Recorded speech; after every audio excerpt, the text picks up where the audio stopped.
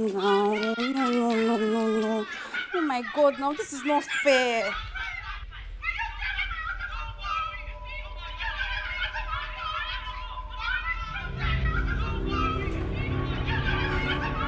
No, now.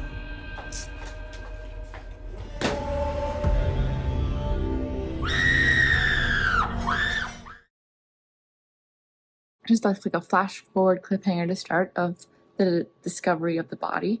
But later on, we realized that that was actually very misleading because Zara was in fact the killer herself. I love crime mysteries like this one, how we have the lead up to it, knowing what happened in the end.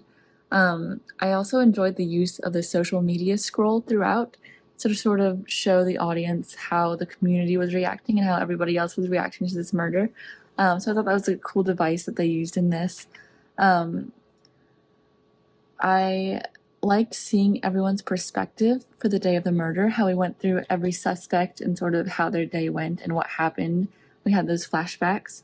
But yeah, I enjoyed the use of the unreliable flashback to sort of mislead us, and then to have that twist at the end was really cool. So yeah, I enjoyed this one a lot. I love crime mysteries, and I thought they did a really great job of showing everyone's perspective and letting us figure it out with our main characters. I liked the way that the filmmakers set up the story for this. And I think that they were really creative in their use of split screen and also how they did the flashbacks in black and white. That really differentiated between what was happening present day and what was a memory. So I think that that was really, really clever. Acting was really good. I loved the music. I think the music added a suspense to it. Got to admit, I loved the fact that I think it was the Mr. Obinna character was wearing a Cheshire Cat t-shirt. That got noticed. I liked that little Easter egg that you guys put in there. Really interesting. I loved how they kind of started with the verdict, but then you go back and you get the full picture of what was happening beforehand, but then you also continue with the reactions right afterwards.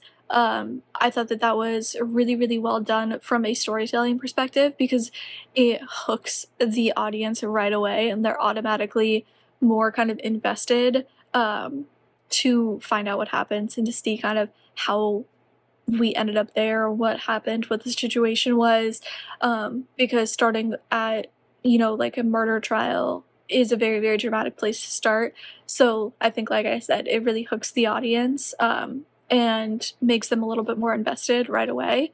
And then to go back and get the full story and to try and puzzle it out because you know where it ends up, but to see how they got there and then to get the extra part afterwards of, what her partner had discovered and everything like that, I think was really, really great and really, like I said, great from the storytelling perspective. And I found the storyline itself really, really fascinating with kind of how everything played out and what, I don't want to say assumptions, but what conclusions were made and how much they were kind of stuck to, uh, and the pressure that can come from wanting to kind of resolve a case, especially if it's been in the media, especially if it's gotten other attention, and not wanting that to linger, wanting to kind of put it to bed. Love the found footage sort of screen lifestyle filmmaking the story went with. It works for the kind of story that you are trying to tell,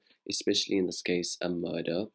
I love how the style and the form of the film is pretty similar to the films called Searching and Missing, which were both screen life films. And I especially love how how in this film you use both styles of filmmaking and creating one cohesive one by the end. The twist in the end was super fun to watch and pretty great even. I always like a good courtroom drama, a good legal, crime drama. It's like the court, because I feel like a courtroom is a great story setting because it's like intense, inherent stakes. You know what I mean? Where it's like both sides have everything to lose, and so that's already before, just as a starting point. So it's already baked in.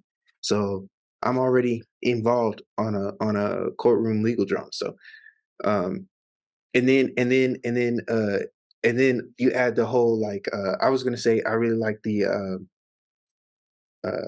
interrogation scenes when it was like cutting back and forth from him to her, and I guess the investigators like questioning, and it's like you like the investigators asking her a question, and then it cuts back to the investigators and they're asking another question, and it cuts back to him answering the questions, and it's just like two simultaneous investigations or interrogations.